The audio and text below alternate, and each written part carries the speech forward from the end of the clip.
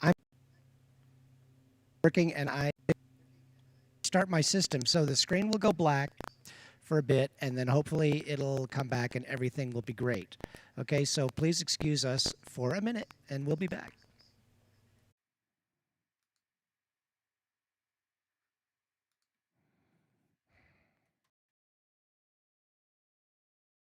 Okay.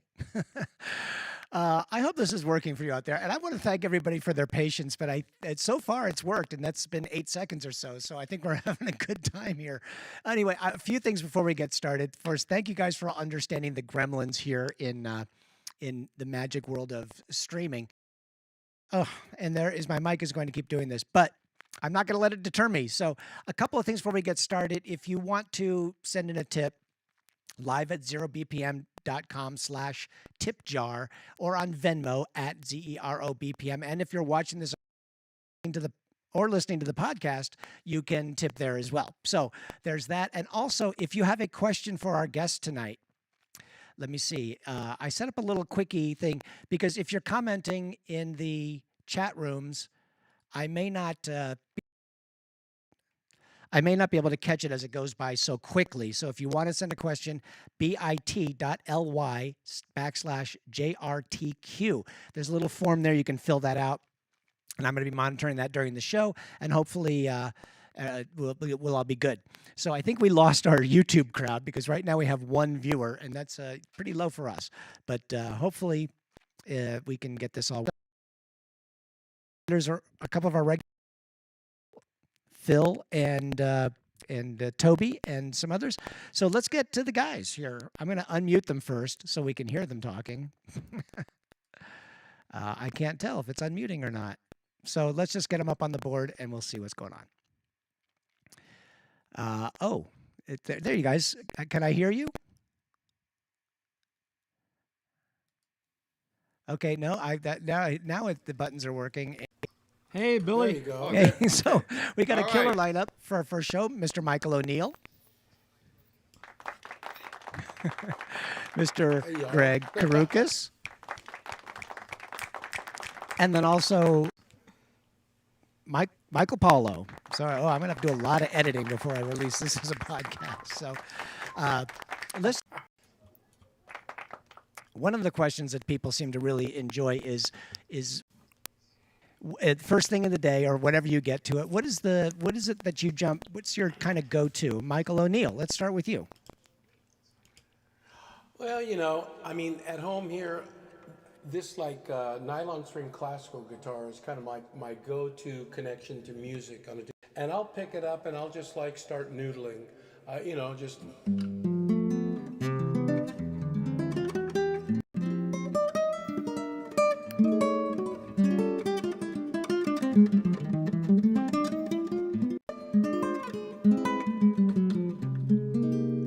I'll just start going into the jazz ethers. We got that quote from your video later on. What about you, Greg? What do you do when it's music time? Well, I go back to basics, and I turn my metronome on very slow, and I just play Hanon exercises, and I just go.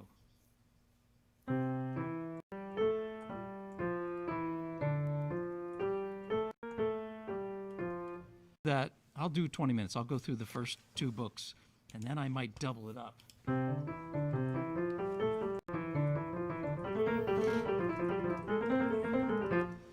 And then I'll do a bunch of exercises, and I won't even think about music. Then I'll just take one breath, and then I might just put my hands down on a chord, little phrase,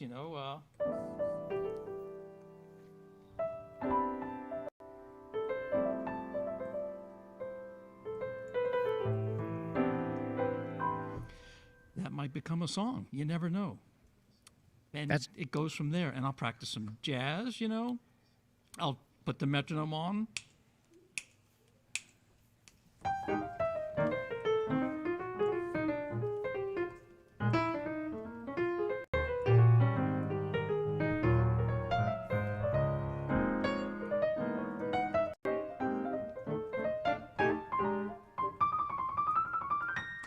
And I'll just get into something, and then I feel good, my chops are warmed up, and then, you know, I might write a song, or I might just practice jazz all night. Very cool. What Sorry, do I win? I things while we're talking. What are you working on when it's time in the morning? Are you talking to me? Yeah, Michael Paulo. Yes. I guess because I'm the last one. Yeah. Ah! No, yeah. Lately, I've been. I go to the studio and I play with myself, on saxophone. But no, seriously, kind of getting into more jazz. Online, there's a lot of the -1 tracks. Mm-hmm. So I come to my studio, I turn it on YouTube, and I just kind of play through standards for the fun of it. And then if I have a music perform and I start trying to write music, but yeah, a couple of main things. And then lately messing with my my mouthpieces and stuff. So I spend a lot of time doing that. And then brand new video rig, Sling Studio. I've been testing and recording myself live, with the video. Yeah. That's great. And you're doing a streaming thing online, right? With those? Yeah. So I've been doing streaming concerts with that, and I also plan. I can do different cameras, and now that I got it done, I'm probably going to record myself playing with some of my older tracks, and maybe put it on my as playing live. And so great! Different versions of my recorded songs, but I'll be playing. So I'm gonna start putting that out on my YouTube channel. Yeah, cool. Well, let's get into some music stuff. I'm going to start with Mr. And let's get him. Hey, Michael. Hey, how you doing, Billy? Good. Well, I'm audio issues we're having, and I don't know if it's translating out there. The dropouts are terrible on my side, and I don't know if it's translating into the. But I'm guessing it is, and I'm sure some of our loyal fans, Rick Davis is here, and Toby and Phil O'Connor will tell us if the audio is kicking in and out, which is kind of annoying because I want to hear you guys play. But if you don't, for those of you who don't know Michael O'Neill, he's been around forever. Not forever. He's not that. With a lot of great people. You with George Benson for how many years? Well, still am technically, but for it's literally almost 40. Wow. You've also toured with Barbra Streisand? Yeah, Barbara recently. And I was going to say 40 years with George, and I'm only 45 years old. I know. So, You're a child prodigy. You've also worked with Al Jarreau, Cole, and you have a bunch of solo artist CDs, and you compose for TV and film. But I wanted to ask about your CDs as a leader now. Mm-hmm. Yeah, well, it's I've like 5 of them. Actually, Greg Karukas was one of the co-writers and co-producers on probably one of my most successful ones, Never Too Late. Greg and I co-wrote that tune. The title, another one. Greg helped me on some production with it. So yeah, I got 5 of those. In recent times, I did a collaboration with a really great gifted vocalist named Amin El, who his vocal sounds like Nat King Cole meets Luther Vandross. Mm-hmm. Real gift, and he's a real assistant, like spoken word artist. We did a little, we did a project together called Let It All Go, which is very different. Went into a lot of some Americana. So, a lot different. And right now I'm working on a jazz guitar trio record during the pandemic using the technology that we have available. I have Land Richards playing drums and John Leftwich playing upright bass. And each of them has they're a good handle on their home studio recording systems. And so at the end of the day, they're sending me back the tracks, and I'm incorporating them, and it's almost like we did it in the same place together. Hey, that's great. Studio for one of our live show nights. Sometimes I know I'm cutting in and out, and I'm not doing everything I can. I've done everything I can last time, but this is just I cannot track this down. So anyway, I have a little video of that you talked about with the composer friend. You want me to play a little bit of that? Here we go.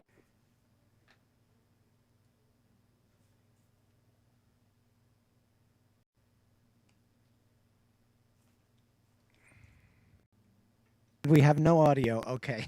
So I know. Okay. voice is clipping out so badly. So, Michael, do you want to play a little bit of something for us? You have something worked up? Yeah, you want me to do this? You want to do this with this track here? Do the one with the track. Just so you know, let's just cross our fingers and hope. Yeah, we'll see what happens. But anyway, this tune is called "Once in Brazil." It's kind of like a modern, funky samba, I'd call it. Obnoxiously, it has a nice click of it started. So because this is the music minus guitar track, so I can do things like this and play with the track. So this is from my Funky Fiesta album, and here you go. I'm gonna run it. Take it away, Michael.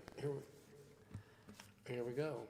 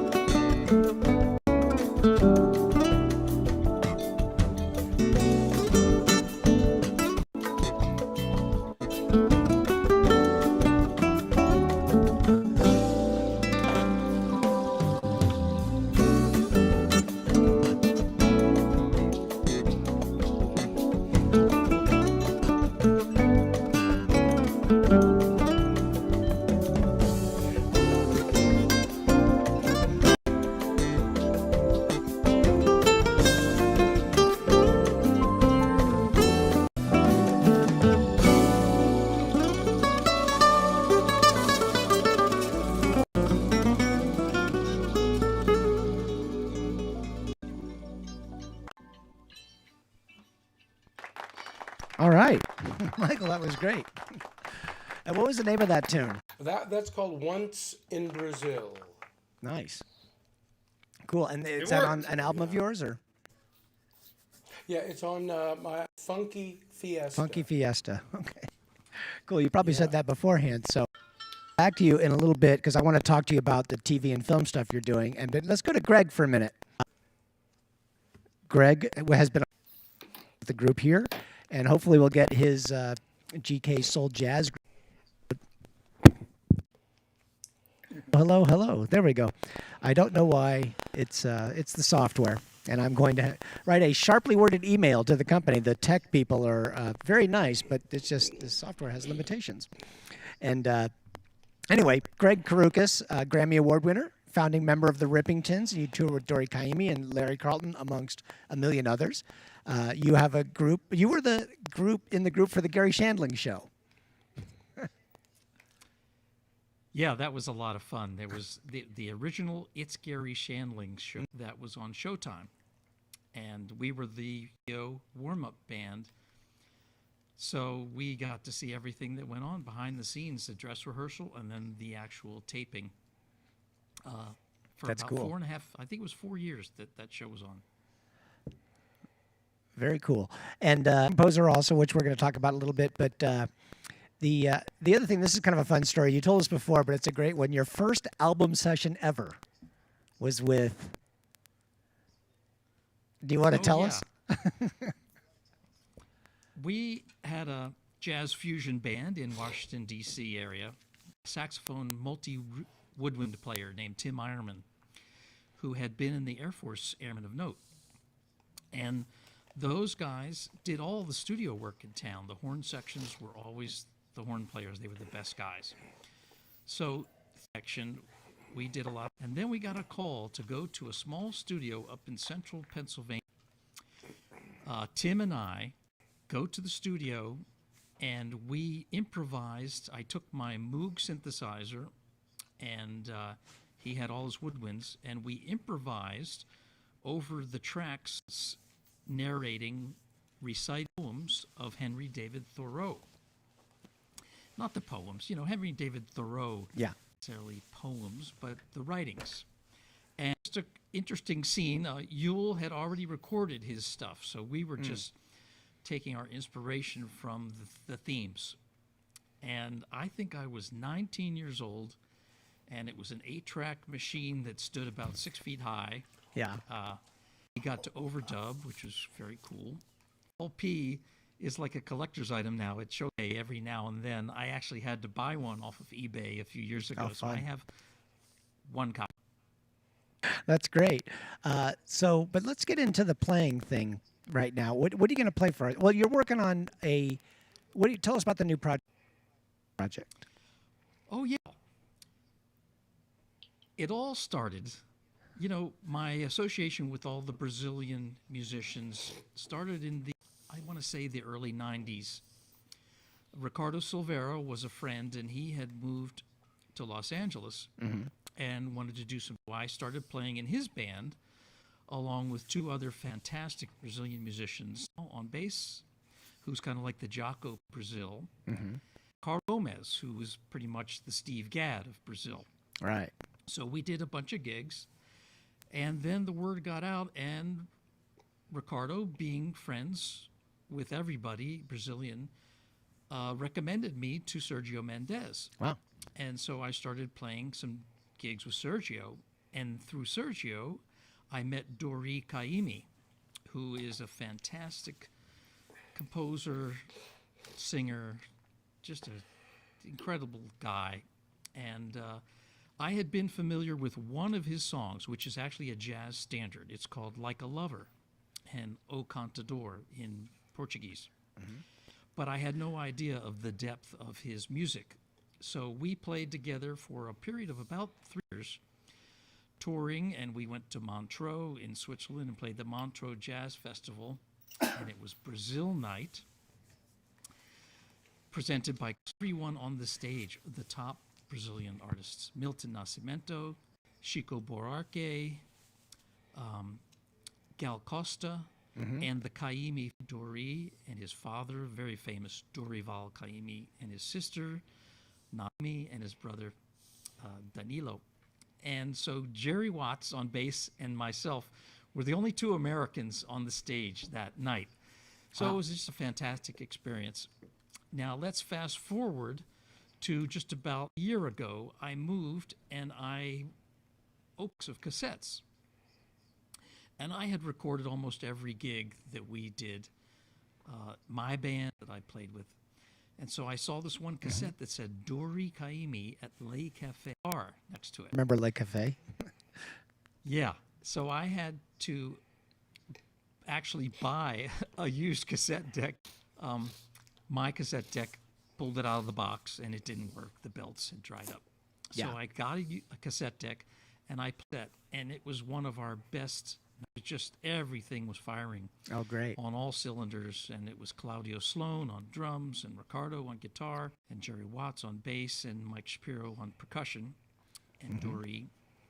And that just brought back so many great memories. And here we were in COVID. I was just alone, and all of it just got this inspiration for some of these songs. So I sat down at the piano, and I just had to remember, you know.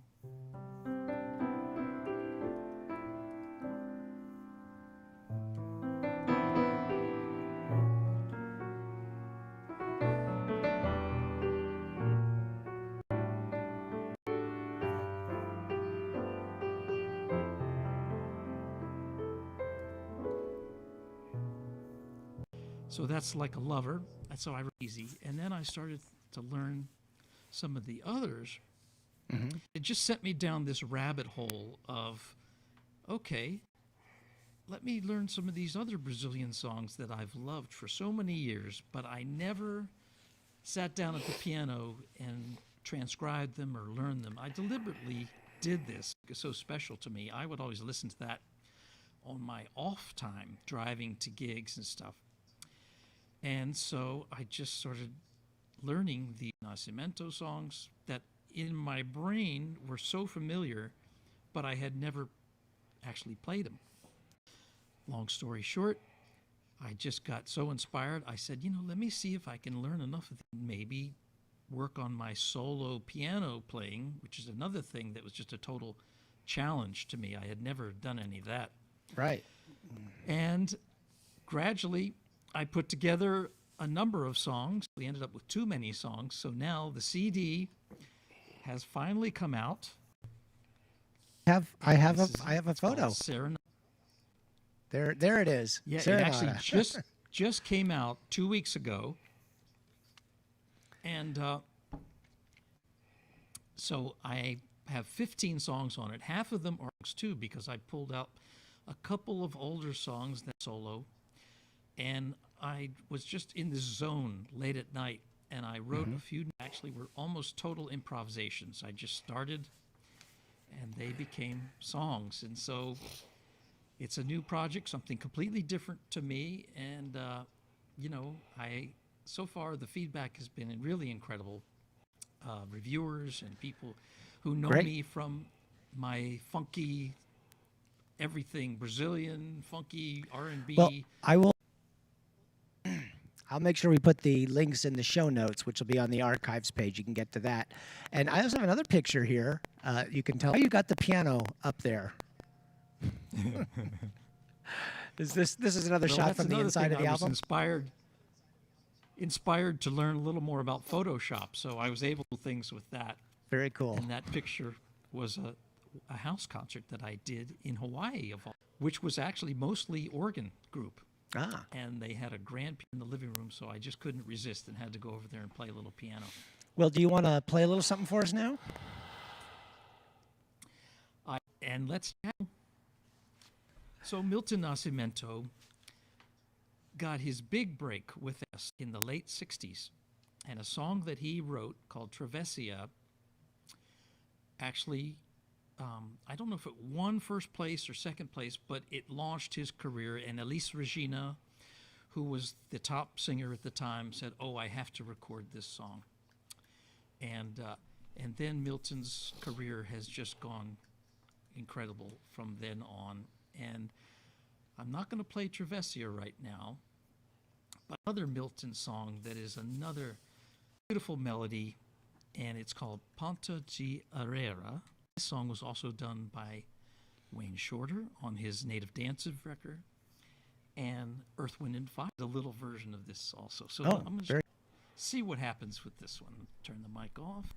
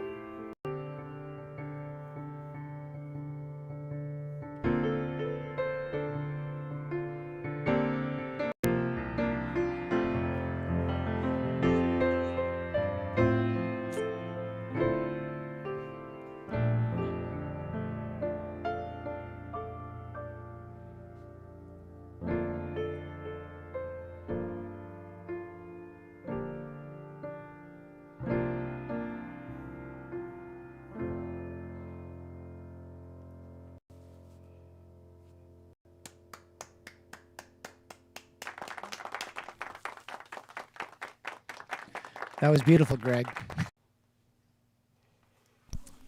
Thank you so much. Yeah. So, hey, well, let's talk to Michael Paulo for a little bit. Hey, Michael. I have to do a better job of with two Michaels. It's hard to tell. I should have just called one Paulo. Welcome here. So, and well, Greg. It is something in the software because my local microphone software, so it's not an internet connection thing. So there's something wrong when I rebooted and it asked me to sign in. Oh, and I've got you muted, Michael. There you are. Hello. Yeah. Okay. It's like a Chinese lips are moving and the audio comes after. Yeah, no, it's a latency thing. That's just anyway. I apologize again. Oh, I said I wasn't going to do that, but I did anyway. So, hey, Michael, you've toured with Al Jarreau, Bobby, Jeffrey Osborne, and you're artist in residence at the Java Jazz. How many years were you at the Java Jazz Festival? Well, I only missed like a year. It started maybe what was it, years ago? Yeah. So, yeah. Okay. And of course, they didn't have it this year because of COVID. Yes, that's.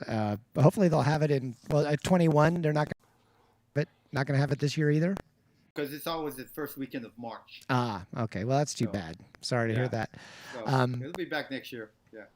Cool. So I got some clips from you because we were having some internet connection problems. Surprise, surprise. But let me play this video. And Yeah. this is from an upcoming pay-per-view that you've got, right? Well, actually, it already aired. Oh, it this already was aired. The last live, yeah, it was a live concert I did before they shut everything down with my band, and we live streamed it, and it was the first time I tried doing a pay-per-view. So yeah, it was on YouTube in November 2020. Okay. Well, let me just play this clip. We can talk about it afterwards.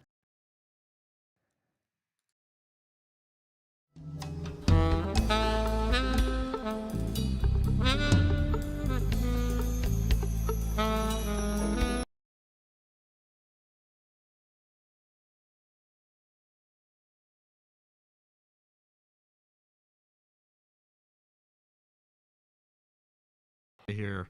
Yeah. Let's come back here. Let me try that again. No audio. Yeah. It's just.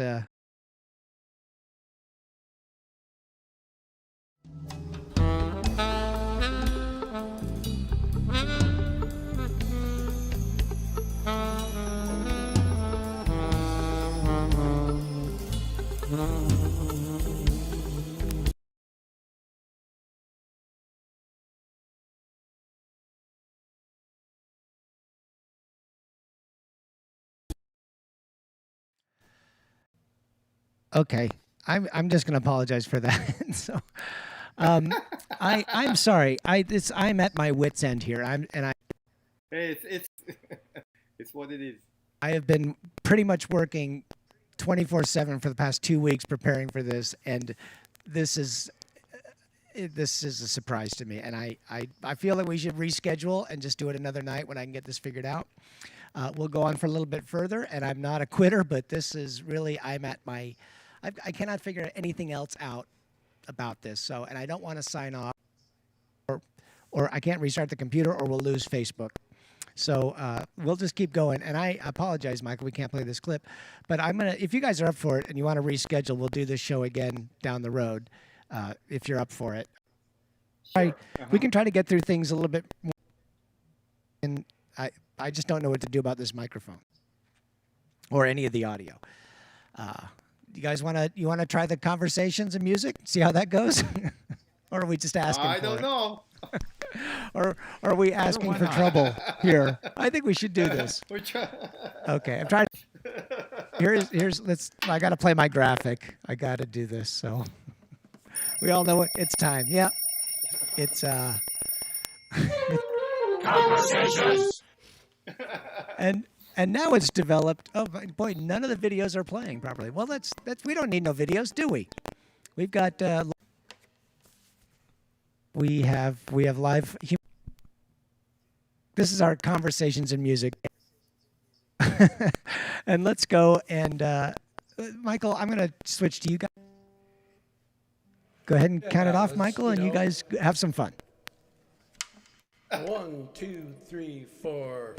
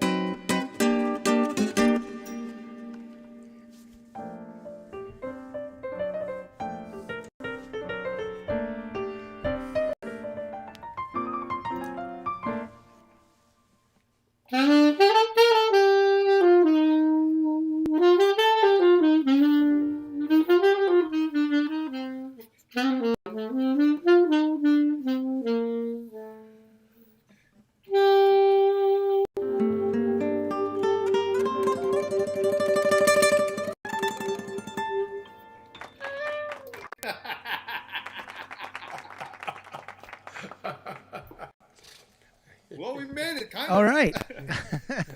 Well, courage. I'm sorry, I didn't get the claps and didn't show up on time. Uh, the audience out there says we should just keep going. They seem to be enjoying. Thank you. Thank you for understanding. I'm wondering if this is like out there. I wonder if it's just a local problem for me and us. But let's just keep going. The next thing I want to talk about is everybody's got a cool story about somebody they worked with. And I want to just quickly kind of go through these. But Michael, you were telling me about George Benson, and you had some nice things. And one of the things you were learned was how a master gets through an evening when he's not at his best. And did you have a story about that you'd like to share with us? Yes. Well, before I talk about George Benson doing it, I'm going to talk about Billy Halting doing it. Here's a master who's not having his best night and is doing it. You're actually channeling what I've learned, in this what I was referring to. So I am coming back, by the way. I'm with you, man. I can figure this out. We should just reschedule. It won't be on a Tuesday, but we'll do it. Or maybe it will be on a Tuesday. So I just, but I tell you, I was this close from walking. But I couldn't leave you guys up here by yourselves. Look at you're doing great with what you have. You're making some pretty good lemonade out of very sour lemons. Yes, and after the show, there will be a lot of vodka in that lemonade. I hear you. Well, with George, yeah. See, there you go. Tell us about George. With George, man. I mean, that's what that I've learned. Working with him is like, because I know his playing intimately, and of course, George Benson always sounds amazing, but I can tell the difference between an on night and an off night. Mm-hmm. And I've really observed how night when he's struggling, and it's pretty amazing. It's really informed me a lot about my journey in letting go of perfection. It's more to strike that human thing that touches people, that connects with people, is the most important aspect of what we do with music. To communicate is just to connect with people. So, I learned a lot with him there. The other thing is George Benson is like one of the best storytellers I've ever met. He tells you a story, effects, and everything, and it's Yeah. so entertaining to take the story in. But if you're not paying real good attention, you'll miss that there's always a lesson. You know. So that to me is really fascinating. It's like one of the little stories I always remember is that he talks about. He told me one time there'll never be another Wes Montgomery, and I'm like, he goes, because of his guitar strap. I'm like, what? His guitar strap? And he's like, well, yeah. If you think about it, he had that like little leather, like the thin strap with the part over your shoulder had like it looked like cotton underneath. It was really tight, sitting on Wes's belly. So when Wes went to do all the really intricate chord melody things up tempo, the neck didn't move. So George likened it like trying to play a piano that's moving. Like the piano's rolling away from you. So just really interesting. You know, I don't want to soak up too much more time. I think you want to ask some of these other jokers a few things. I do want to ask these all- other jokers some things. I want to hear some Streisand dirt. Okay, We're gonna have that. Okay, We're going to do another show where we're all in silhouette and we're just going to talk shit about people. Or are you a couple of NDAs because of that? I had to sign an NDA for a tour that I did once. Anyway, I wanted to ask you about. Do you have a story, Greg, about somebody you've inspiring? Well, let's see. Here's a story that musicians can get something out of this, and I think people that aren't musicians can get something out of this too. But this is a really crazy story that happened. In '89, I got a call to go to Carlton in Japan, I should say, because that's how it worked. I took the call. They sent me some music and some CDs. It's the music, and you'll just meet in Japan. No rehearsal, zero rehearsal. And the funny thing that they said was, it's 3 weeks, 1 week at each Blue Note club. And by the way, Billy Kilson is playing drums. Mike Manson's playing. James Gates is playing saxophone. And Billy, some people may know Billy Kilson. He played with Chris Bodie for many years.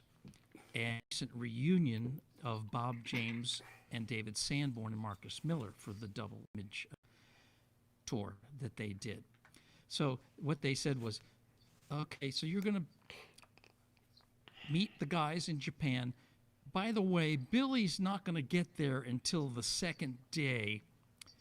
And so this is what they said to me on the phone. So I think Larry's guitar tech is he's going to be programming some Lindrum stuff for the first night. So that's what's going to happen, because Billy is he's in Norway with Dave Holland Big Band, and he'll be flying, all the way from north to Japan separately. And I thought to myself, what?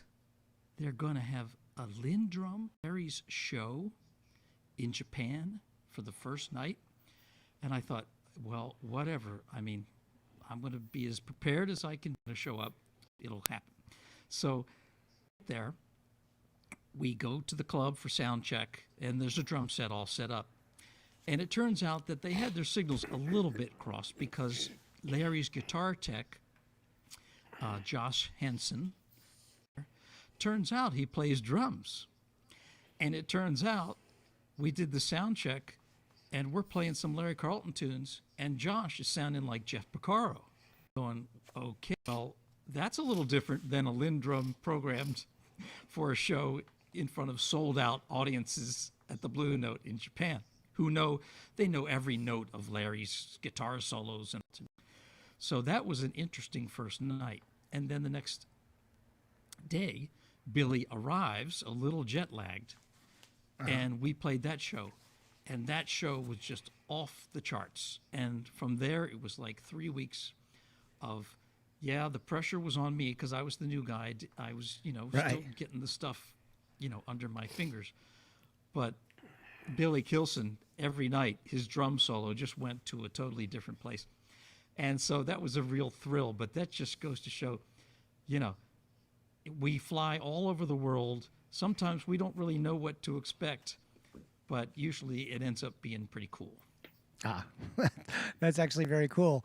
And let's get back to the four. Well, I think I'm trying something different, and it seems to be more stable. Although what I tried was less stable in the past, but so far the microphones are dropping out. So well, maybe we're going to press on here. So, Michael, Paulo, remind me, note to self, Siri, remind me not to book two people. Michael Paulo, he just told about Miles Davis.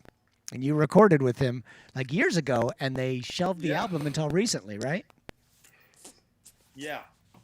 So let me set it up. I was Okay. touring with Al Jarreau back in the '80s, and I come home and I check my answering machine. Those old, and so I press my answering machine, check my messages, and then this message comes on, and it's this voice.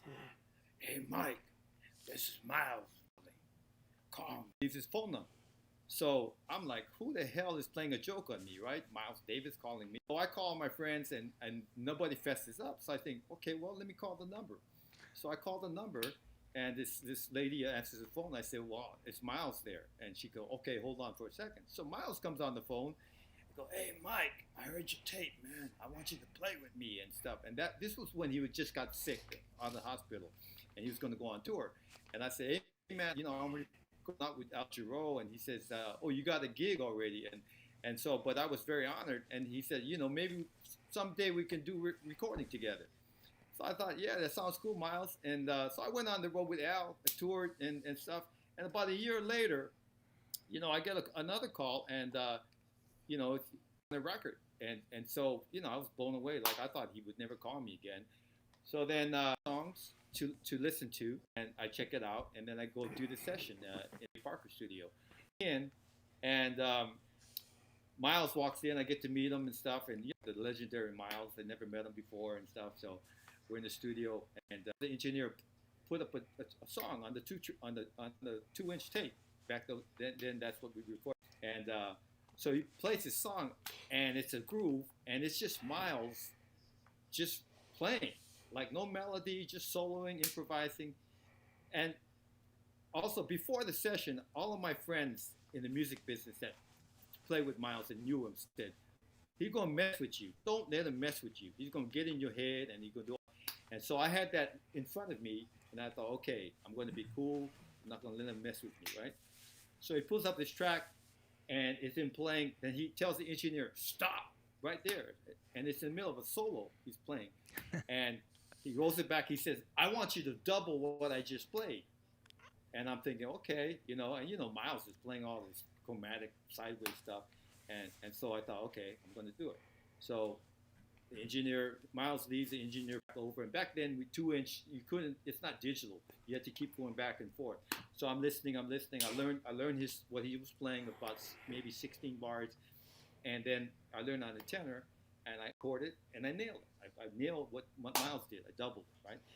So then Miles comes back in and he goes, hey man, he takes me in the studio. This was the coolest part. So I'm in the studio, he's playing the piano, and he says, Mike, I want you to harmonize what you just did like this. And he starts playing all those cluster chords and stuff. And I'm listening. He goes, yeah, this is the vibe I want you to play. I said, okay, sounds cool. So he goes back in the control room and the engineer rolls the tape. Now, bear in mind, there's no charts.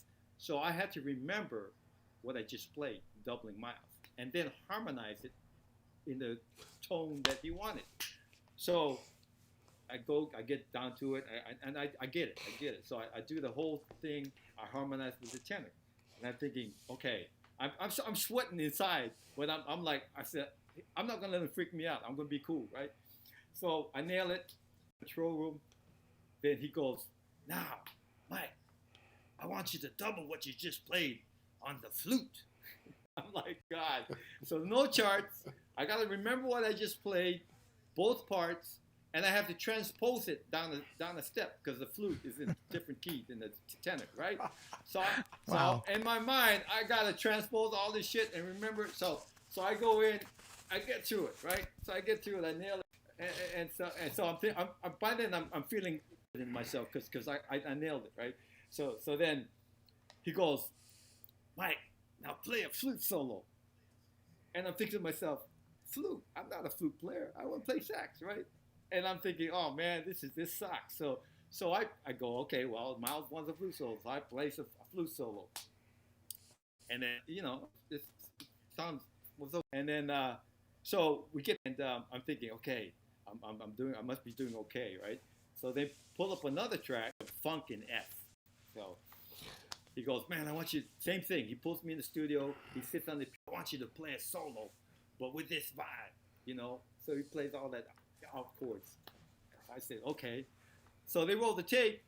I do the tape, and I play a solo, and I'm thinking, okay, it was cool. And the guys in the control room, it was the producer and everybody else. I can hear them going, yeah, that's a first take, right? And you nailed it and stuff. So I'm thinking by then, and so Miles hits, right? Or he can hear me because he didn't have to let me hear what he was saying, right? He hits the talkback button and he says, play it again, right? So the guys I can hear them arguing. They saying, Miles, it's a great take. That was happening. It's fine. And Miles goes, make him play it again. And so he kept arguing the point. So the guy said, hey, Mike, can you do another take? I said, yeah, sure, no problem, right? So they roll the tape. I do another tape. And then they go, man, that was good, but do another one, right? So I do another one. Same thing. Wow, that was cool, but one, right? So after like 6 or 7 takes, what else can I play? I mean, it's just an F funk, right? I mean, every solo's fine. Thinking, am I blowing? Then I start blowing this session, right? Because they're not digging what I'm playing. Miles not digging what I'm playing, right? So I'm freaking out.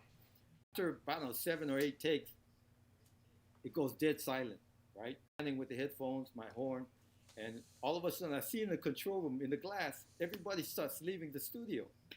And I'm thinking, I'm just standing there waiting for instruction, like, or you're done, it was fine, nothing, right? Dead silent.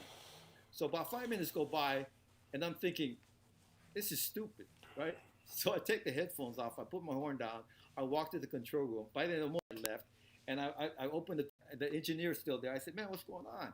He goes, oh, you done? So I'm thinking, okay.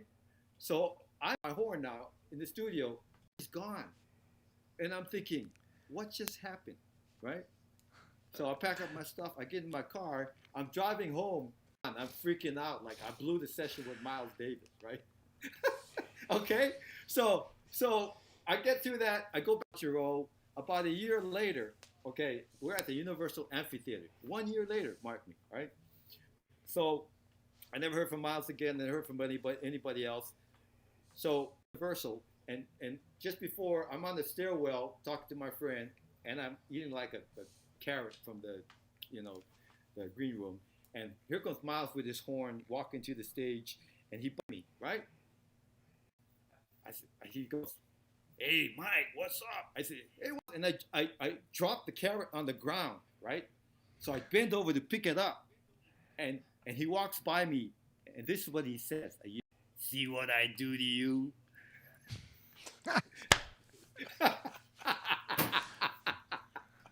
So that's how it all started.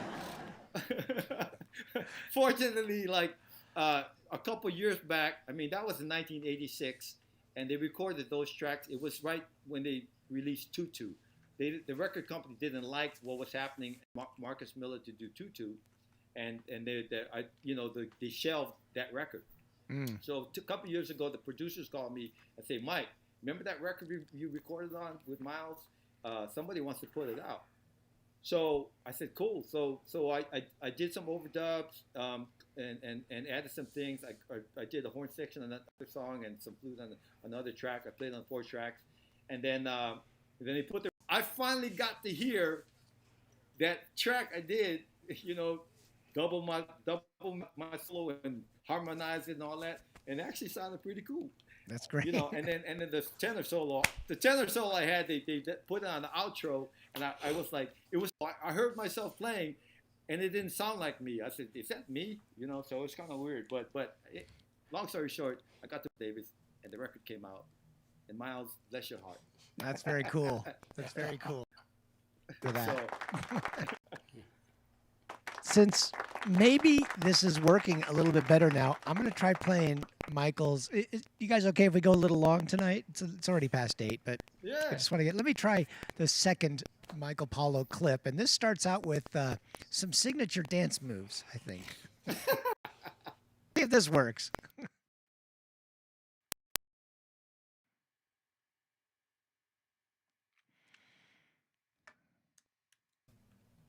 And the answer is no.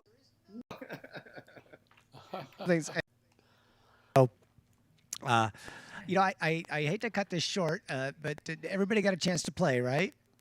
And I'd say I'll regroup, figure out what's. It might just be an internet connection problem. I'm paying for 400 megabytes download, and I was getting 39. So it has to happen on a Tuesday night. What are people doing? Who's downloading what right now in the neighborhood? So I don't know. I'm gonna check my notes see if there's anything else we really needed to get into. And one quick thing, road advice. We were talking about this the other day, and Greg had a great point he brought up. The road advice about what you should have with you. Yeah. Don't overpack, which, we all bring snacks. Different snacks, because you are going to be up at the airport, taken straight to the sound check, and your catered dinner is going to be probably 20 minutes before the show. And you're going to have a 4-hour period where you might get hungry, especially guys like me that, I have like this metabolism that if I don't eat a little snack or something. Yeah. My other favorite is always bring a bathing suit. Yeah. My favorite is for string, you get to it's after the restaurant is closed. And when I did one tour, we were always getting into places really. So if I didn't have, Cliff Bars or something, I couldn't. I also made a comment that I'm just going to read back to you because you said that 85% of the gig is just getting from one place to another and keeping your head. Yeah, so I hope that went through. But Michael, did you have a little advice about the road? Michael O'Neill. Yeah, I'll just like I like to echo off of Greg's thing with the food too. Is that it depends upon the gig for me. It's like certain gigs, it's like I better have my with me, and then the Barbara Streisand. It's like, major. It's like going to the best buffet you ever went to. It's like way too many choices. It's just completely, off the chart. So it varies. There's a big range there.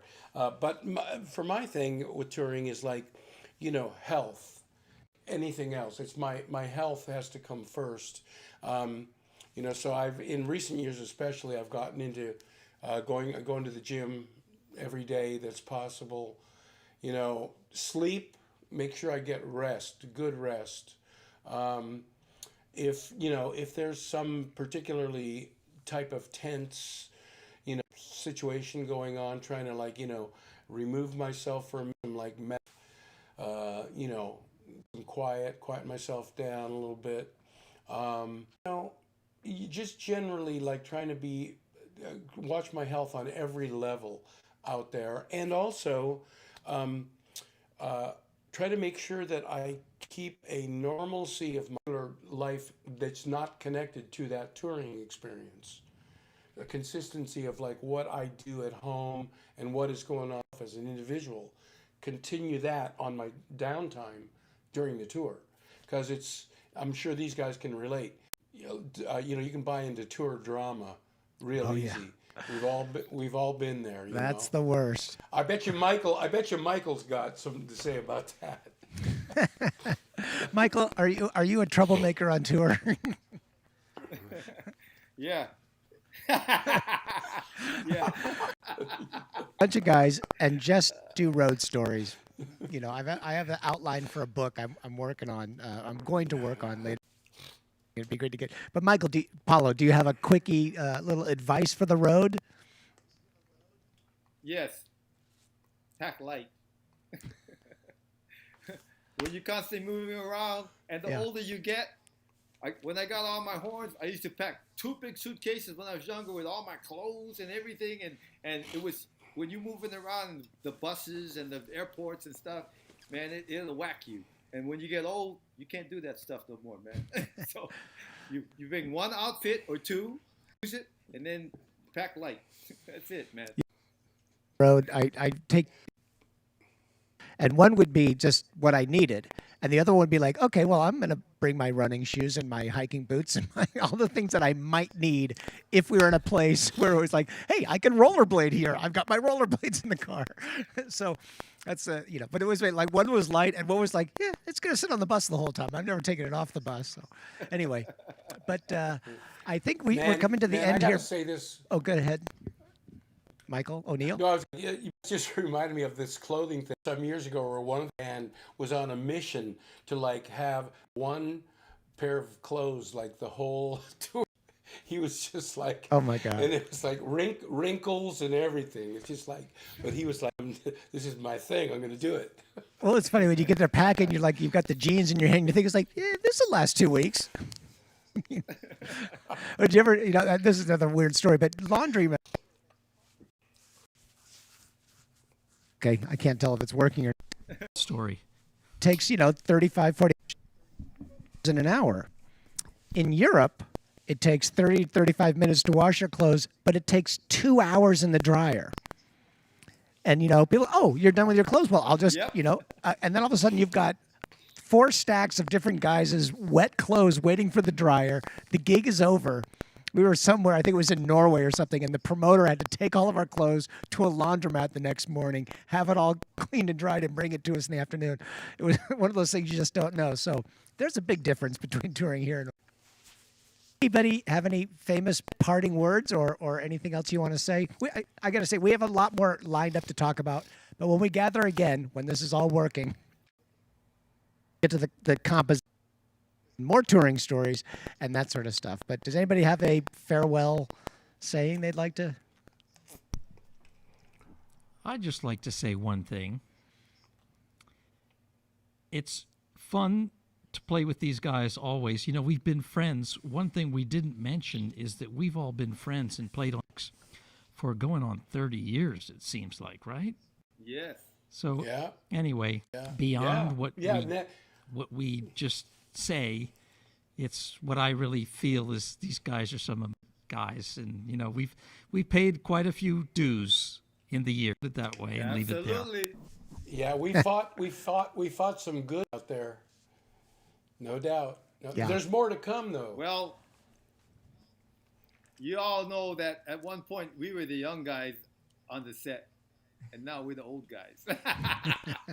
Oh, yeah, but you know what? Those young guys, because when we were the young, like the young gunslingers, you know, really fast draw.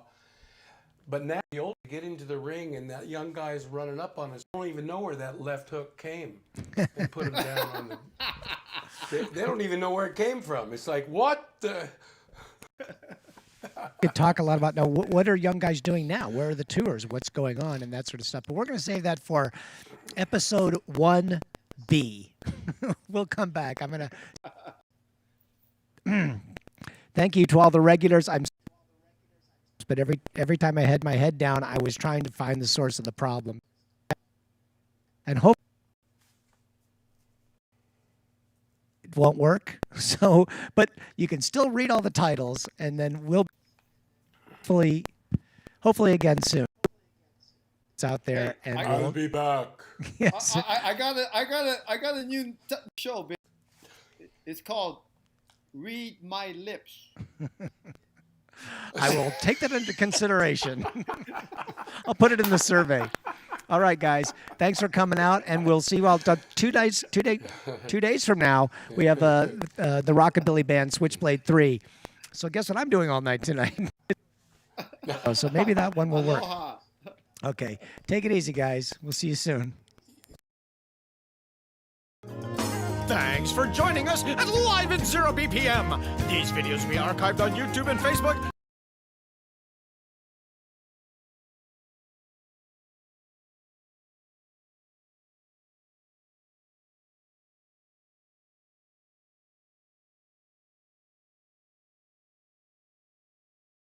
On guitar.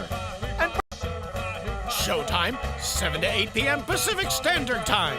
And as always, it's free, though donations are greatly appreciated. Go to liveatzerobpm.com for details and to sign up for our mailing list. Also, Facebook, Twitter, and Instagram.